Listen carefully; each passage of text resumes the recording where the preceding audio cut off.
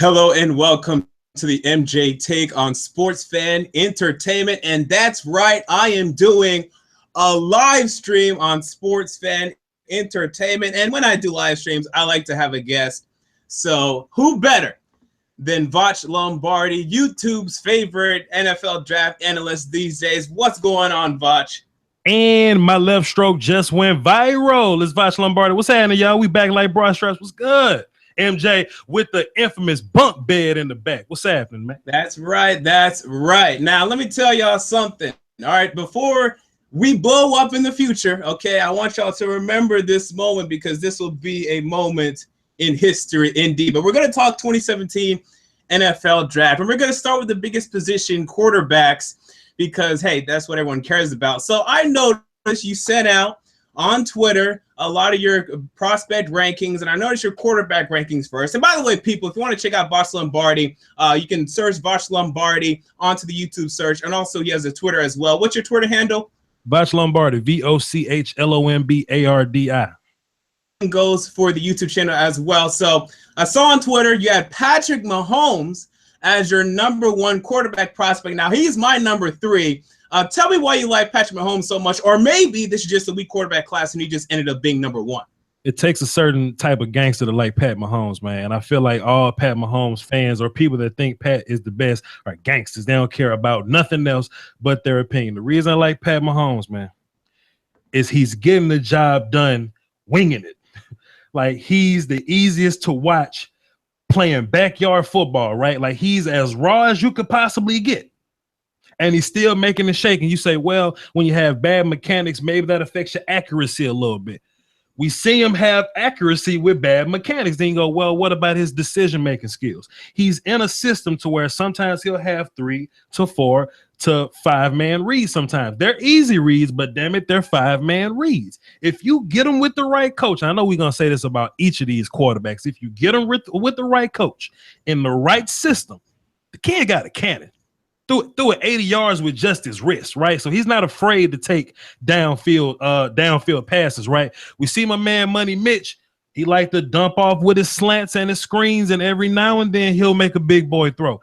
Pat makes big boy throws on accident, and if you somehow tame that beast, tame that Mustang, they use that phrase with a cat named Steve Young. They say if you can tame this Mustang, you might have something special, man. I had to put Pat Mahomes #1. Well, okay, let me be clear. So Patrick Mahomes is my #3, but he's not much farther beyond or behind Mitchell Trubisky and Deshaun Kaiser, who I currently have tied for #1. My current problem with Patrick Mahomes is, as you said, he's very raw. And to me, he's more of a thrower of the football right now than a passer, right? He gets into point A to point B. It doesn't look very pretty. But there's just mechanical issues that I have. But as you said, if you can get him with the right coach, I agree that you can develop him and develop him well. And I'm very interested to see how he's going to do at the next level. But I'm also interested to hear why you don't like Deshaun Kaiser at all. I believe he's #4 for your quarterback prospect rankings. What did you not like from Deshaun Kaiser? I mean, Deshaun Kaiser is cool, but it's just what makes quarterbacks shake at the next level is timing, understanding, seeing things before it happened, anticipation, right? And even though Kaiser has this cannon, and when we watched Kaiser last year, when we saw him with CJ Prosise, we saw him with Will Fuller, Ronnie Stanley was over there blocking for him. We was like, hey, this kid Kaiser, he's all right, right? But when you watch him this year, he seems a little timid with the football. He seems to see the window, wait just a second, one tick later, then he'll get it out. And that's a lot of his interceptions. That's a lot of his tip balls. That's a lot of, incompletions, right? So I don't necessarily think that's a coaching deal. I just think that's something that he's seeing. Now, am I saying that Deshaun Kaiser can't be great at the next level? I'm not saying that. I'm not Cleo Lombardi. I'm not Vostradamus. I don't predict the future. But just based on where him and the rest of these guys stack up, he's 4th. Yeah, it's a very interesting thing. I mean, we're expected to have opinions, and then we're expected to have these right opinions or whatnot. But, I mean, we're just going off of a couple years of film. And as you said, last year, Deshaun Kaiser looked pretty damn good on film. And then this year, he's not the same guy. And I also did not like his game management skills in terms of in the fourth quarter. He blew some games. And really, I thought was just kind of a loser, right? You have certain quarterbacks who are winners. They do the things necessary to put themselves or their teams in positions to win football games. He kind of did the opposite at times, and we're expected to go off 1 or 2 years of film and know everything about them. So with that said, what's your assessment of Mitchell Trubisky? Do you like his pro prospects? Do you think he's going to be a good NFL quarterback at the next level, despite only 1 year of college film? You know, Mitch he's the easiest to watch, you know, but like I said, you know, when you look a little bit deeper, a lot of that was coaching. A lot of that was putting him in the right positions to make these decisions. You know, sometimes you ask players to make decisions. Sometimes you ask them to make plays. Mitch basically went out there and made decisions. Now, that's not a bad thing because most of the job is making a decision, but I feel like that's where his ceiling stops, right? I think Mitch is as good as he's going to get right now, even though he only has 13 games in the tank. And that's cool because we've seen guys have 13 games in the tank and be just fine. But I think this is as good as Mitch is going to get. We don't see him take a lot of dangerous plays downfield. We hate those check down Nancy type of guys, right? Those just dig it to the flats, to the swing, to the slants. You know, those guys are cool. But if you can harvest this Super Saiyan, can I cuss on your live stream? Yeah, that's fine. If you can harness this quarterback type of ass whoop right on a quarterback type of level that Pat Mahomes is harnessing, where you can drop a dime 50 yards down the field, whether it was accidental or not, whether he did it on accident or not, damn it, he's able to do it. If you can find a way to control that, hey man, Pat should do. And I know this was about Mitch, but it's all comparative, right? Comparing him to the rest of the guys. And we can disagree. That's fine. And here's what I think about this. So it depends on a team-by-team basis. So let's say you're the Houston Texans. And the Texans, they need a quarterback. They're looking to take a quarterback round 1. Let's say Mitchell Trubisky and Patrick Mahomes are available round 1. So I'm assuming you would take Patrick Mahomes. And I would understand that. But my problem there would be Mitch right now, despite, like you said, probably only being that game manager, I think he's more likely to be a better quarterback for them right now and to help them be a better team this year for the probably next 2-3 years before Patrick Mahomes could finally refine himself and become that quarterback of the future. So it depends on a team-by-team basis, and it depends how much you love the potential of Patrick Mahomes and Mitchell Trubisky as well. But I think you're underselling a little bit the potential of Mitchell Trubisky. I mean, I saw him at times when he needed to turn it on and make plays. I look at the last game of the season against Stanford, or not, was it against Stanford, I want to say, where he was leading his team back at the end of the game, or maybe it was Florida State, actually, but he was leading his team back at the middle of the game. At the end of the game, he had a beautiful touchdown over the middle of the field, plays being made. Now, when the game is early on or his team is ahead, yeah, he's not going to do incredible stuff. He's not going to be Patrick Mahomes in terms of dropping dimes 70 yards downfield, but I think the guy that can just put the football where he needs to, manage the game a little bit, has value. And we look at a guy like Andy Dalton, who's still in the league having success, and he continues to improve for the most part, and he's going to be in the league for another 5+ years, Andy Dalton, doing that. So I think there's value there that you're underselling a little bit. 2 points. I will say this. Yes, I agree. Mitch kind of starts slow and he can turn it on, just that, you know, his team will let Nas down a little bit. But it's been plenty of times I want to call Pat Mahomes a winner so bad because he'll go out there and score 44 points. It's just that the other team will score 45, right? Like Pat would win a lot more if he had a better defense. If Pat was playing football in Alabama somewhere, this wouldn't be a conversation. This wouldn't be a debate. And another point that we're talking about. Yes, I feel like Pat is better, but I think the best quarterback for the Houston Texans would be Deshaun Watson. That's just mine. Yeah, I can see Watson too. As I've said, and same with Trubisky as well. I feel like they've both been the good game manager type for them. Although I like Trubisky's ability to hold on to the football better than Watson right now. Watson had about 17 interceptions this season because, you know, not all the time because of his fault, you know, but there are some bad routes by Mike Williams or whatnot. But right now, I prefer Trubisky for them. And then long term, 5 years from now, who knows who's going to be the best quarterback among them. But we want to move on a little bit. I want to get to Solomon Thomas. Now, so for those that do not know, Mr. Voch Lombardi prefers Malik McDowell over Solomon Thomas. Please explain your stance to those that do not know. It's all about winning at the end of the day. And certain people win certain ways. Solomon Thomas wins with his level of athleticism, hands, technique, assignment, consistent motor. That's how Solomon Thomas wins. In my opinion, he is a 3-tech. People are putting him at defensive end. They say, well, coach, he can play defensive end. He can play tight end if you let him. But if you want to put him at defensive end, that's your prerogative. Cool. But those things that I named, that's how he wins. And I think that caps off his ceiling a bit. I love Solomon Thomas. Love him. He's number 11 on my top 50 board. If you go back and watch my film on Solomon Thomas, I will praise Solomon Thomas to death.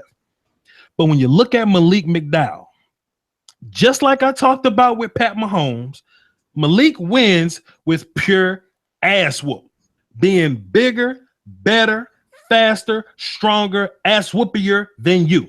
Okay? Now, is he all tied up together in his head? I don't know. I don't know why he's flunking interviews. I don't know why why teams don't like him. That's not what I'm talking about. I'm not talking about off the field issues. I'm talking about on the field. And on the field, I see Solomon Thomas get blocked by 1 or 2 guys every time. I see Malik McDowell take on triple teams, and he fights through these triple teams, and he shows the effort on film. He shows the motor on. I'm not yelling at you. I'm getting passionate. He shows the effort on film, the passion. He's consistently. You have to triple team him. And if your team has to game plan all of that, if you take away a safety valve to block this dude, you take away a tight end to block this dude, you move your best blocker from the left side to the right side to block this dude, I feel like Malik is more talented, pure body talented than Solomon Thomas. Now, if you teach Malik McDowell, I feel like he has the better ceiling because Malik does all this with a handful of pass rush moves. He only got a swipe and a swim and a bull rush, right? But if you teach Malik how to chain his moves together, right, you'll get a much better product. I feel like Malik is a better defensive end than Solomon Thomas. I think he's a better 3-tech than Solomon Thomas. And I see your face and your eyes getting big. I'm going to let you go in a second. I just feel like I don't know who's going to be the better pro. I'm not Cleo Lombardi. But as of now, as the film shows, I got Malik as a better athlete and football player than Solomon Thomas.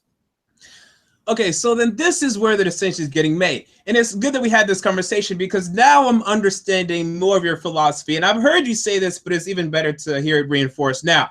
So when you're looking at the film, you are just looking at the film, right? You're seeing the things on film that you want to see. You're seeing the effort, you're seeing the technique, but then we do have to project at the next level how it's going to translate, and then that does include the mental aspect of it.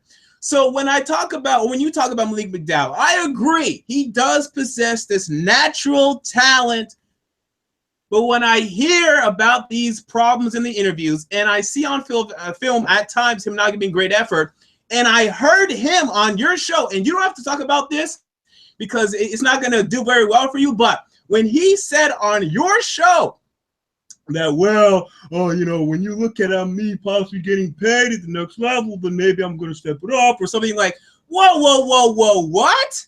I mean, you got to give effort regardless to me. I know college, you don't get paid, and maybe that's the reason you're going to take plays off. But then that, to me, I have a question there with Malik McDowell. So I agree. He does possess that natural talent. You can play him inside, outside. I disagree that he's going to be a better 3-tech than Solomon Thomas. I think Solomon Thomas is a better 3-tech. I agree, though, he has more versatility, more natural football talent. But Solomon Thomas, do not underestimate the potential that he has. Only being pretty much a 1-year starter at Stanford, okay, exploding his final game at Stanford, going to the combine, blowing it up, putting Aaron Donald numbers, and then knowing what's behind his background, coming from Stanford, having the intangibles that he has, I'm betting on Solomon Thomas to be the better football player because I see the upward trajectory. I know what I'm getting up here, and I like that more. Go ahead and respond.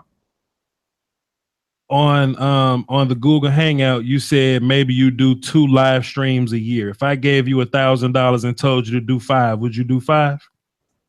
I would do 5. Case closed. Case closed. Put the stick in that man's face. Tell that man you can buy your mom a house. Tell that man you ain't got to worry about your light bill no more. Tell that man you can go. You can eat good, bro. Let me bring my passion out of this. Let me say this. Let me make this one point. When I talked to the young man, right? Because I wasn't in the room when they talked to him at the combine. But when I talked to him, and what really stood out to me, I said, "Are you worried about where teams are going to play you?" He said, "Man, I could play anywhere. You put me a cornerback, I'll lock him down." I hear confidence in that. I hear confidence when I say, Malik, don't get me wrong, bro. I think you can use a little coaching, right? He says, "I already know. I'm ready to learn. I'm ready to learn." He told me this. This ain't an interview. I'm Voch Lombardi. I ain't Mike Mayock. He told me, "Man, I'm ready to learn." But don't you think those are kind of automated responses? I mean, what else would you expect him to say? And in response to your $1,000 analogy, that wasn't a part of my job description. My job description was to come on here and make videos whenever I wanted to. The live stream is an extra part of it. The playing consistent football, consistent effort, that's his job description. That's what he's supposed to do. That is in the agreement between him and the team. So that's the difference there. Go ahead. What if I were to tell you, because I remember we had this same conversation, not me and you, but me and people. We had this same conversation Jadeveon Clowney's senior year, right? Pro football was ahead of him. Not out of nowhere, he has effort concerns. Leonard Fournette, NFL is in front of him. Now all of a sudden he has, well, I don't think he loves the game. I just think his narrative, bro. I think his narrative. I'm a film dude. When I cut the film, I say what I see on the film. We can't predict the future.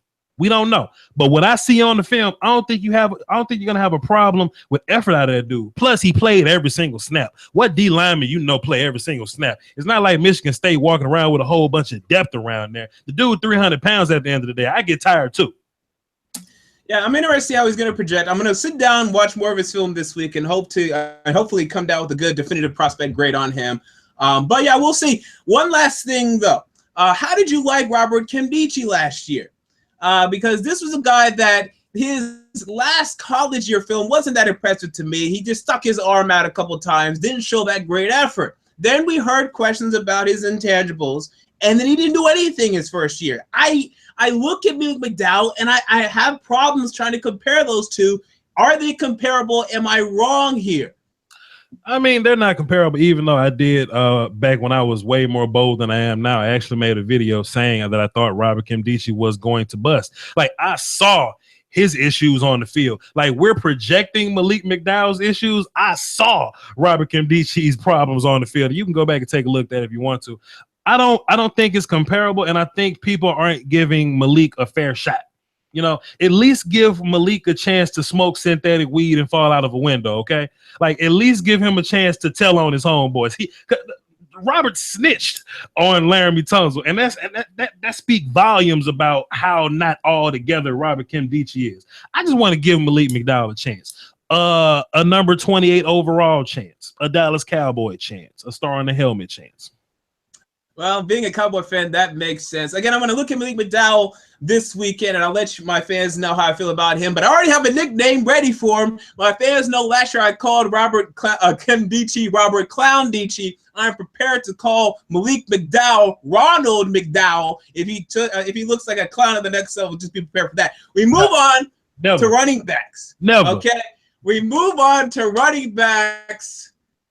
Number one, as your number one running back, I believe. Leonard Fournette's my number one running back. Speed, strength, ass whoop. But Joe Mixon, you have as your number two, and I want to say you said he's the most talented running back in this class. Is that right? He's the best runner in this class, the best natural runner in this class. Explain your stance on that. When I look at Joe Mixon, he just understands it. He understands how blocks work, how things unfold. I'm not willing to say he has the best offensive line in Oklahoma, but the patience, the run style, the reads, he has perfect reads, man, inside the outside the end. Like, you can look at him and see. I think Christian McCaffrey is a very smart runner. Joe Mixon is, I need something to damn it, Leonard Fournette has better physical ability. Okay, Leonard Fournette is 245 pounds, run faster than everybody. If Joe Mixon shows up anywhere 240 pounds, he gets cut off that football team, right? But just from a standpoint of being a runner, understanding a runner, Leonard Fournette has these problems to where people think that he can't read A gap to B gap to C gap. Joe does that in his sleep. I got a Joe Mixon video. If y'all don't believe me, go check it out. But just his ability to process run lanes and where things are going to open, you'll see that Le'Veon Bell type of run style with Joe Mixon. It's just that Le'Veon Bell had to lose 20 pounds to get there. Joe Mixon is that right now. Plus, he lines up at the X. He has route creativity. He stems things together really well. He plays in the slot. He catches with his hands. Plus, he can block. He's not the best blocker, but he can, get in the way. He's willing to block. Love Joe Mixon at number 2. I hate what happened with that off the field situation, but man, I love Joe Mixon at number 2. Yeah, I personally like Joe Mixon as well. Now, he's my number 4 running back. I do have him behind Fournette, Cook, and McCaffrey, but I like him as a first-round talent. I'm on the record saying I think a team like the Redskins should consider taking him in the middle of the first round, but they won't, and I don't think anyone's going to take him in the first round. Although I have had a couple mocks of him going in the first round. Doesn't look as likely as I thought it was. He's very talented. Reads, like you said, reads the field well, has good running back vision. And Fournette, I do love Fournette. I mean, he's in my top 5 big board. At times, I think you can be a little more patient looking at some holes. But Joe Mixon, that's not necessarily the case. My problem with Mixon, not necessarily my problem, I'm just not sure he's as good as a guy like Dalvin Cook. I feel like we're really cooling on Dalvin Cook. But, I mean, I was watching Quincy Wilson and Tease Tabor versus Florida State, and I just kept watching Dalvin Cook because the guy was making plays. Guy was doing a good job. Now, his ball security stinks, okay? He just can't hold on to the football. But I look at a guy like Dalvin Cook. What's your assessment on Dalvin Cook? He's your number 4 running back. Do you like him? Do you not? What do you think about Dalvin? And you know what I hate about this class of running backs is that they're so talented. People think you hate somebody just because they're not as good as the other guys, right? Like if 3 of the top 4 guys didn't exist, that leftover guy would be easily the top dude in the class or whatever, right? I mean, Dalvin Cook, he's like the complete guy. When you play Mario Kart, there's your fast people, then there's the powerful people. Dalvin Cook is that balanced dude. He has the great speed, he has the hands, he can read blocks as well, he can catch, he can line up outside, he can not run over people like Leonard Fournette, but if he pumps his feet, he can give you a little stank on the back end of a run. I just think that the things that he does great, they're not super pushing him ahead of everybody else. And I love Dalvin Cook. People think I hate him, but I love Dalvin Cook. It's just that everybody else, in my opinion, does something better than Dalvin Cook. Sorry. Yeah, that makes sense. We'll see how that situation develops. Let's move to wide receivers, and then we'll answer some viewer questions. So currently, your wide receiver rankings, let me tell you, I like them. You have Corey Davis as your number 1 wide receiver. I want to say, do you have John Ross as number 2? John Ross is number 2, yes. A. Jones, number 3. Mike Williams, number 4. Now, I was trying to tell people back in January, when all these people, all these Titans fans were coming at me, because I'm a Titans fan and I have a lot of Titans followers, after Mike Williams had the great national championship game, we should take him number 5 overall. I'm saying, my goodness. Because, yes, he had the beautiful catch where he stretches and he catches the ball over Marlon Humphrey and whatnot. But I saw problems in his film. Give your assessment of Mike Williams and why you only have him as your number 4 wide receiver. I have him as a number 3. Mike Williams is my number 4 guy because he's not ready right now. Mike has the potential to be the best receiver in this class, but he's not that right now. I just don't see it formulating together right now. There are guys that does things better than him right now. If you watch the film closely, yes, Mike has the highlight reel catches, but a lot of those highlight reel catches are body catches. You don't see, you see natural hands from him, but a lot of his catches are body catches. He drops a few of them. He's not the most creative with his routes, as if you see somebody like Zay Jones. Zay Jones will light up some creativity with his routes. You don't see Zay Jones dropping a lot of footballs.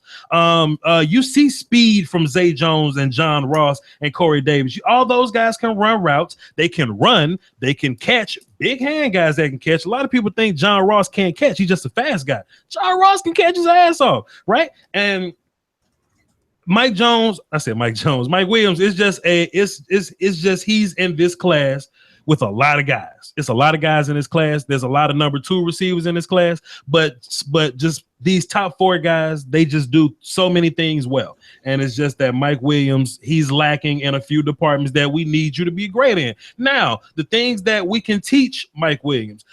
You can teach Mike Williams how to run better routes. You can't teach John Ross how to be bigger. You see what I'm saying? You know, Mike Williams is that vertical threat. Zay Jones is not very vertical right now, you know? So it's things that you can teach Mike Williams. Mike Williams has the highest ceiling, but right now, the things I need you to do right now, those other 3 guys are better at doing it right now. And let me tell you, I like John Ross. I've liked John Ross for a while. I mean, I think this guy could just be special at the next level.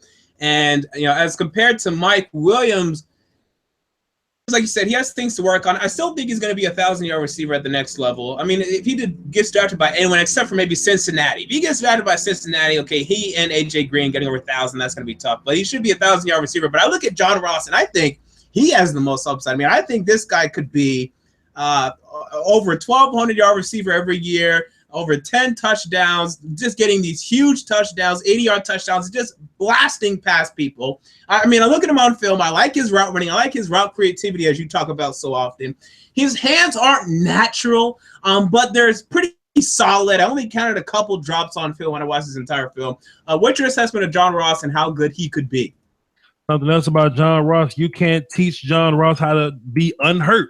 You know, like he's not hurt right now, but he does have that injury history that kind of, it might give you a little bit of pause though. But as far as his route creativity, as far as his speed, he's the fastest man on earth. What you want me to say? He's the fastest man on earth. He's definitely a vertical threat. He's reliable down bottom. He can run every route, and you know, he catches in traffic. I don't know if I've seen too much of him standing out as a blocker. You know, but he's too much of that. But he's willing though, right? Like he's not. Yeah, he's willing. He's willing. He's not running away from blocks though. And you know, people want to have problems in the, you know, oh John, what's he gonna do in the red zone? I don't know. Throw it to your red zone guy in the red zone. Stop making up excuses to, you know, to kind of pick out a guy. I love John Ross. I just think Corey Davis is a little more complete right now because you can't teach John Ross how to be taller. Yeah, definitely. Corey Davis is way more complete. But I do have a little problem when people always like to bring up the size thing when it comes to wide receivers because, I mean, now we're looking at the NFL. These shorter wide receivers are dominating. Odell Beckham's only 5'11". Guy dominates. Antonio Brown, 5'10", dominates. T.Y. Hilton, the guy is underrated. The guy gets over 1,200 receiving yards every year. You can say it's only Andrew Luck, but I think T.Y. Hilton is very good. Doug Baldwin has come on lately. Brandon Cooks has been a very good weapon. I mean, these shorter wide receivers, man, it's kind of where it's popping now. So even though he does not possess that size, I'm saying, do we even need to consider size anymore? I mean, it's nice to have only in the red zone. And yes, at times you can look at a particular place and say, okay, he won here because of his size. But these other guys are doing really well right now. So I just think that's interesting. So with that said, viewer questions, comment down your questions in the live chat. We will be answering any questions that you guys have. And also someone said Jarvis Landry as well. Again, a shorter guy that does really well at this point in the NFL. So go ahead and comment any questions that you guys have, and we will answer them. While they are doing that, any sleepers that you want to get out there, guys on the record that you want to talk about saying, hey, I like this guy. He's a sleeper. He's only going to go in day 2 or day 3, but I like this guy. I want to be on the record saying that I like this guy. I try to tell people that if you don't get a pass rusher in the first round, that is plenty of them this year. A few guys I like. This is my main guy. When they ask for a sleeper, I pull him out of the back pocket and throw it on people. Ewan Price, Pittsburgh, pass rusher. Like he's not falling or whatever, but he's a day 3 guy because he's small and he's a liability in the run game. But he can put some ass whoop on the pass rush, right? Like I think he quietly led the nation in sacks or something like that. So I love Ewan Price. At wide receiver, we got Jalen Robinette. I have no idea why we're not talking about Jalen Robinette. He's in my top 15, right? You want to talk about a guy that does everything? Jalen Robinette does everything. Not as well as Corey Davis, but he does. He's a complete receiver. I'm really excited to see about him. He's not a sleeper, but it's, you know, just a controversial, not out there opinion. I like Garrett Bowles better than Ryan Ramczyk. I think Ramczyk is soft. Wow. So just a couple of guys, a couple of opinions. Yeah, I do like Bowles better than Ramchick, but I'm surprised to hear that you think Ramchick is soft. I mean, he's not the most physical, but soft is a little harsh, I would say. I agree, it's a little harsh, but coming from a former offensive lineman, I get to use words like soft with a W. Okay. Soft. All right. So we move on to some viewer questions. Alex Harrison asks, best case scenario for the Ravens at 16, and they won't do it, but I might look at Joe Mixon. Now, what's tough for them is they can't take Joe Mixon after taking Ray Rice or after having Ray Rice. So you just can't do it. But the Ravens, to me, need a running back, okay? You have Terrence West and Kenneth Dixon. They're not doing much for you. Joe Flacco needs someone to alleviate the pressure off of him and to have a running game back in Baltimore. I also look at Mike Williams. I'm not sure how Voch feels about him going in the middle of the first round, but I like Joe Flacco with Anquan Bolden. Let's remake some of that magic with Mike Williams. I would like Mike Williams for them better than John Ross because Ross – he doesn't offer too much different than what they currently have in Brashard Perriman and Mike Wallace. Although those guys are much taller, same. So I would not go with the John Ross. I would prefer Mike Williams for them or Corey Davis is for God unsaken reason he falls all the way down there. What do you think about that? The Ravens, I think they're kind of fine at running back. I think Ravens fans like Kenneth Dixon. I think the Ravens could go with another running back, but Ravens fans don't feel like they need a running back. Just like I feel like Panthers need cornerbacks. Panthers fans don't feel like they need corners, whatever. But as far as the Ravens go, I had Malik McDowell going to the Raiders. I actually mocked him going there. I was like, if anything, put Malik with a strong leader type of guy, and Suggs is on the way out. Suggs will slap Malik McDowell upside the head if he comes with some foolishness, right? So add a little bit of pass rush, get that defense back to where it was. The defense wasn't terrible, but you want that defense to put a little stank on it like it used to be to make it a little easy for Joe Flacco. You don't want the Ravens to be an offensive team. You want them to be a defensive team, and then they just kind of do things as they need to on offense. As far as the receiver thing goes, they got a lot of receivers that all play like each other. So I don't too much like John Ross going to the Ravens because it'll all be the same thing, unless you want to create some type of offense where you just go 4 speed guys across the board. I don't know, but hey man, get a let's see. I think Zach Cunningham might be there. I don't know how Ravens fans feel about a linebacker. Go, put a little stank on the defense. Go get the best cornerback available. Jimmy Smith got hurt last year, and you may need somebody to play on the other side of him. You can never have too many corners. It's options. Yeah, there's a lot of options for the Ravens, definitely. Always it seems to be the case for teams in the middle of the first round. We have a question here, who's going to be the best pro, Garyon Conley, Malik Hooker, or Marshawn Lattimore? Lattimore right now, for me, is my highest ranked of all of these guys. Now, Hooker, I understand. He has that rare ability to pick the ball up, to be that incredible center fielder, covering the numbers, in between the numbers. He's great at that. I don't love him against the run. I don't love him as a tackler, and I think that's kind of important for a free safety. He'll be great. He'll be a pro bowler, but that aspect of his game to me will always be missing. Marshawn Lattimore, I can't tell you what he does wrong as a corner. I mean, there's not much. So I think he'll be a better corner. Malik Hooker may have more interceptions, may get more fame, but we'll look at him and we'll say maybe this guy's better. So think about it as who's been a great corner in the NFL for years, doesn't get a lot of limelight, versus a guy maybe Eric Weddle or just a guy that gets a bunch of interceptions and gets the praise and love. What do you think, Voch? I think we get really excited about Malik Hooker because it's rare that we see free safeties really be great at what they do. Like it's only a handful of great free safeties right now. You get a great pass rusher every year. You get a pretty decent offensive lineman running back every year, but it's rare that we see a free safety with that kind of set, though. I personally like Marshawn Lattimore a little better than Malik Hooker. And I mean, hell, to be fair, Malik Hooker may have been a product of the rest of his team being so great. But what you see is Malik Hooker, he covers a lot of grass. That kid can cover a lot of grass in a hurry. So he has that one trait that you like. That's a hell of a trait.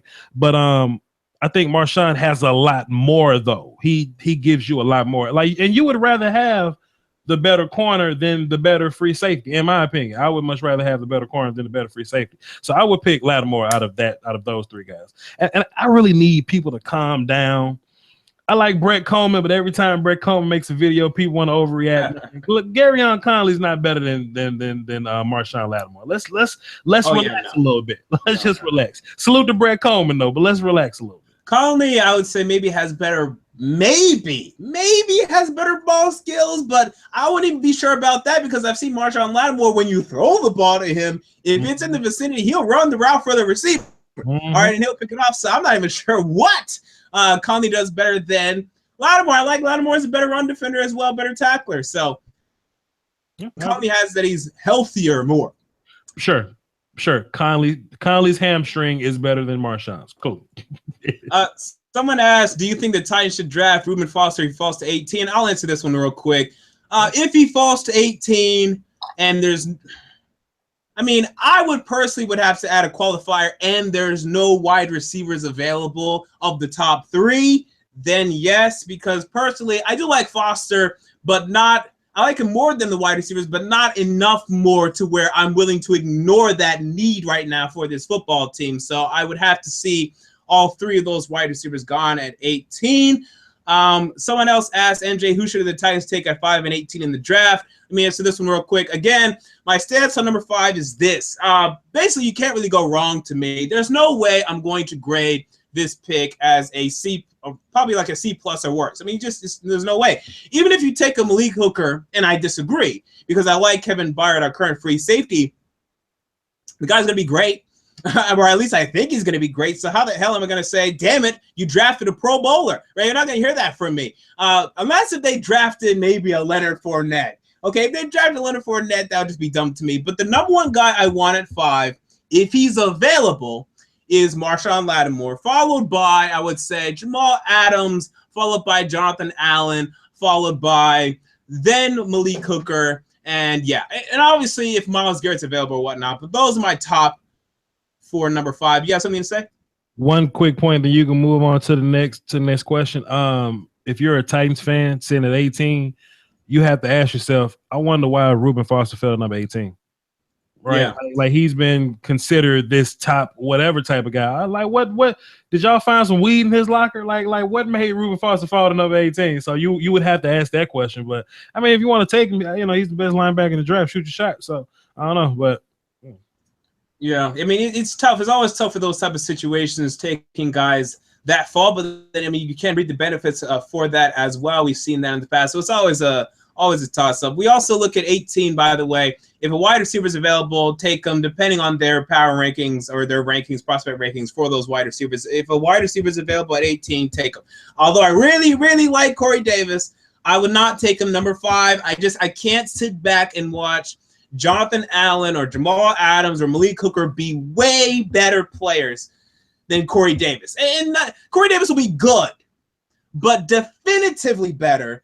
I will have a personal problem with that. See, it's always dealing with these extents of these players and how they're going to do versus your needs. So you look at, as I said earlier, I would prefer to take a wide receiver at 18 over Reuben Foster because to me the extent or the difference between Reuben Foster and the wide receivers is not that great. So then I would prefer a wide receiver. But then to me the difference between the wide receivers and these top players is great, to where I'd rather have these great players before the wide receivers. So it's always your personal preference. How do I look at these situations? How can I look at this and determine to me at this pick? And this is why whenever I'm doing mock drafts, people say, how could you pick this? How could you slot this? First of all, who knows what your team is really going to do? And then it's just up to you. How do you value that? And that's really what the whole draft is about. What are you going to say? I think, and it's really unfortunate that we get bombarded by draft media sometimes and the sexy pick. So when you look at these top 10 picks, they go, hey, what receiver is going to go there? Hey, what quarterback is going to go there? Because that's the sexy pick. That's the interesting pick. When really it's a lot more talented guys on the board at the moment. So I love Corey Davis. He is the number 1 receiver, but let's not just reach for him at number 5 just because he's the sexy pick, because he's the best receiver. Yeah. We move on to a question here. Can you explain to me why you hate on Deshaun Watson so much? I don't hate Deshaun Watson. I just think that he's not that great. I mean, I just see so many similarities between him and prospects that came in the NFL and failed. I just don't think he's a great thrower of the football right now. I don't think he's great at reading the field.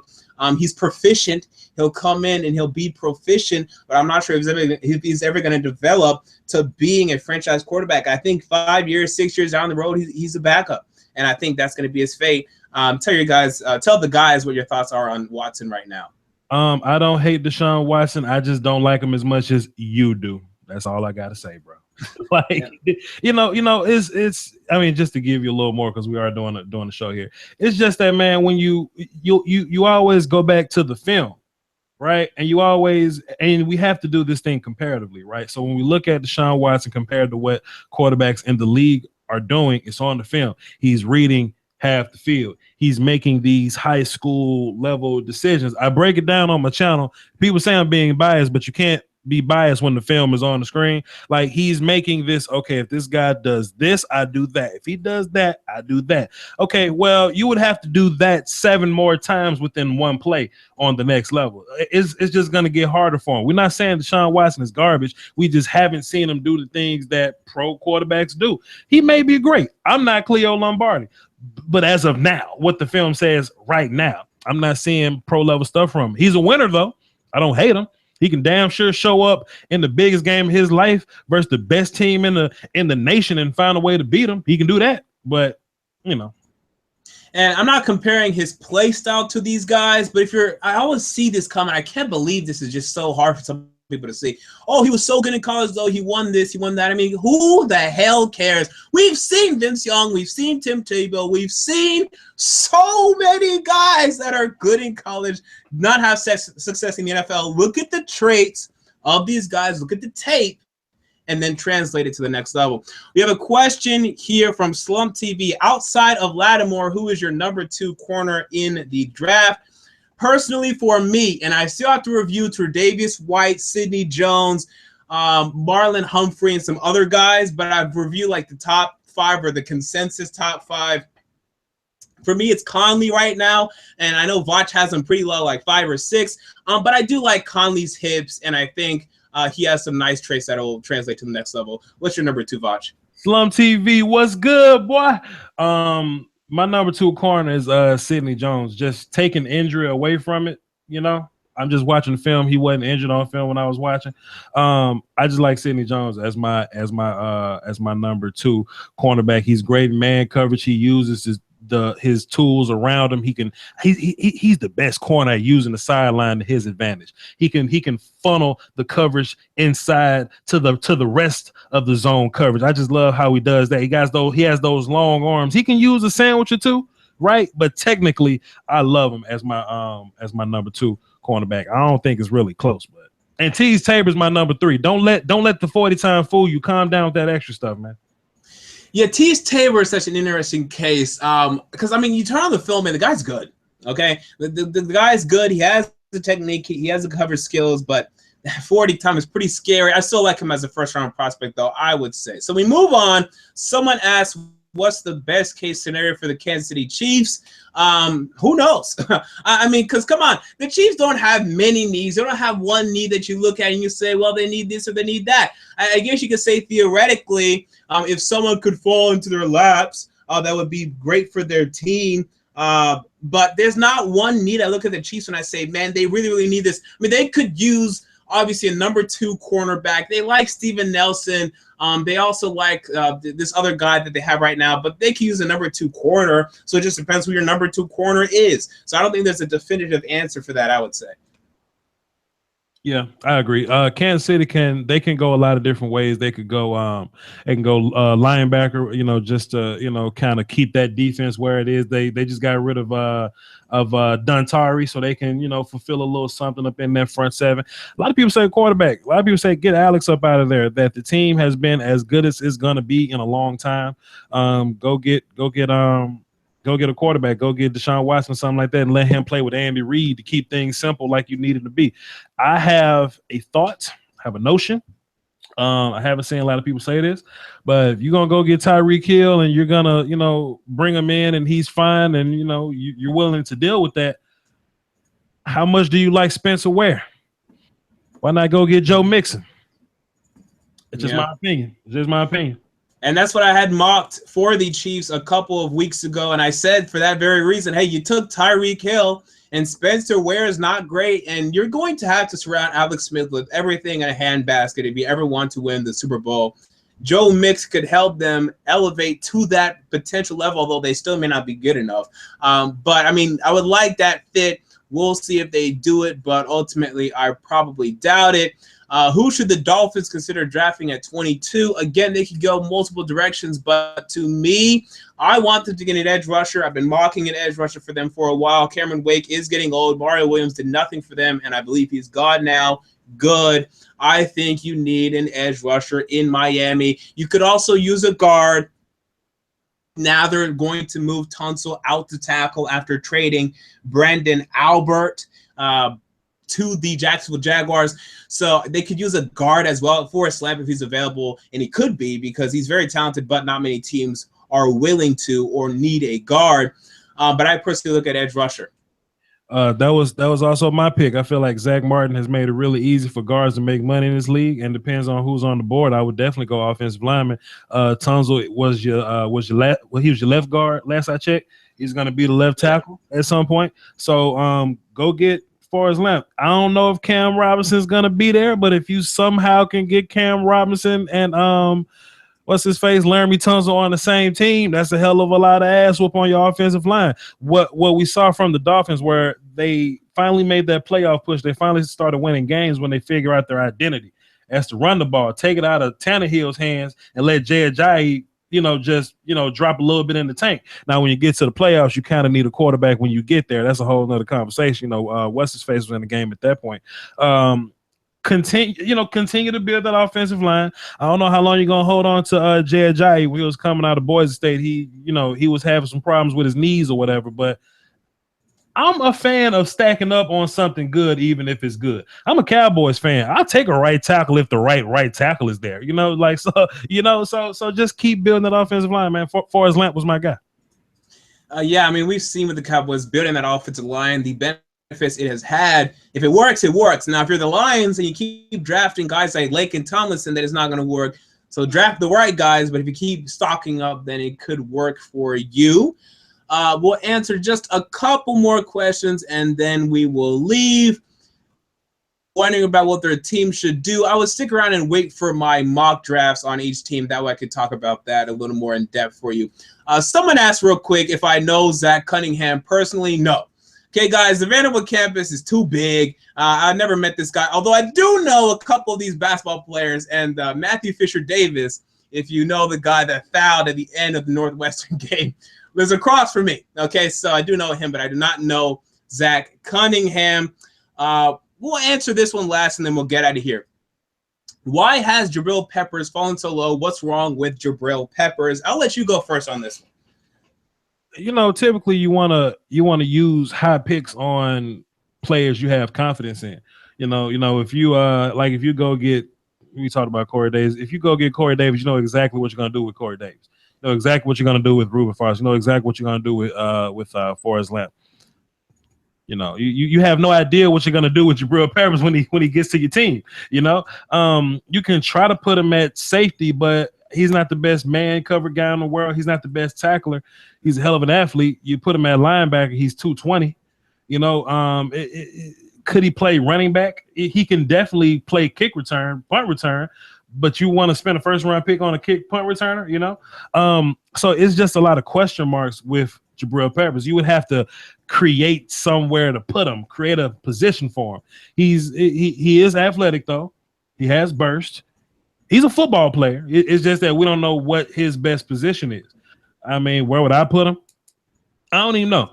I think when you draft Jabril, it kind of got to be like a marriage. You can't lie to him. You have to go into this situation. You can't lie to yourself neither. All right, Jabril, I don't want you to go around covering Rob Gronkowski. That might be bad for you. Jabril, I don't want you, going over on Julio Jones over there, right? If we can play matchup with a fast tight end or something like that, If we can just put you in this spot and let you chase people, you can be the guy that sets the edge and stuff like that. I love Brett Coleman. Brett Coleman, you can't have people out here thinking Jabril Peppers the first round pick again, man. Cut it out. So, that's pretty much why he's falling, because there's way too many question marks with him. Yeah, I finally got the opportunity to turn on Jabril Peppers' film last Saturday, and man, I'm just like, what does he do well? I mean, this is a guy that's just out there doing stuff, not necessarily doing any of it very well. He's, like you said, he's not a great tackler. He's just diving at people and stuff. I honestly think, and when I heard these headlines and I read these headlines, I thought people are nuts. I never really watched him. I just watched him in passing. You see highlights. You see him tackle a guy, maybe get a sack. You think, oh, he's good. But I honestly think he'd be a better fit at running back. I mean, I think that would be his best position in the NFL. I'm not sure any team's going to do it, but that's where I like his most potential. And I think, hey, if we give this guy some carries, maybe he develops there. So, I mean, as a third rounder, as a high third rounder, the hope is basically you have to believe. Or you have to know that you're kind of getting a high school prospect, a highly touted high school prospect who's this great athlete, and you have to mold him. So you have to do the job that Michigan was kind of supposed to do. Again, they helped him a little bit, but they never gave him a definitive role, and he never flourished in that role. So now you have to do that. You have to give him that role. You have to develop him there and hope he has success there. And there's a lot of risk associated with that, but there's also a lot of upside if he can find success there as well. So we'll see what happens with Jabril Peppers. But with that said, thus ends this 2017 NFL Draft Talk with Voch Lombardi. Once again, Voch, tell the people where they can find you. Find me on Twitter, VOCHLOMBARDI, is Voch Lombardi. There's not a, it's funny, man. Stephen A. Smith just realized that there's a Stephen B. Smith and a white Stephen A. Smith and, a black Adam Schefter, right? Like, I don't have any of those, like, tags, and then, like, it's regular Voch Lombardi. Nobody else has my name. That's it. You can join my Facebook group, Lombardi's Draft Talk. Go to Facebook, type in Lombardi's Draft Talk. It's a Facebook group. 1,500 or so people in there disagreeing about everything. But most importantly, come to my YouTube channel, Voch Lombardi on YouTube. I break down film on the screen. You can't call me biased because I break it down on the screen. I used to coach. I used to play. I think I know what I'm talking about. Come see me. All right, so there you go, guys. I hope you guys enjoyed this. I will be back for another live stream Saturday as I sit down with Louis T of the Louis T Network, and we're going to talk 2017 NFL Draft, some different topics than we talked about today. So I hope you guys stick around for that. That should be, I want to say, 4 p.m. Central Saturday afternoon. So go ahead, set up your Saturday brunch, and join me and Louis T for some 2017 NFL Draft Talk. This has been me, MJ of the Sports Fan Entertainment, the MJ Take on Sports Fan Entertainment, and Voch Lombardi. Until next time,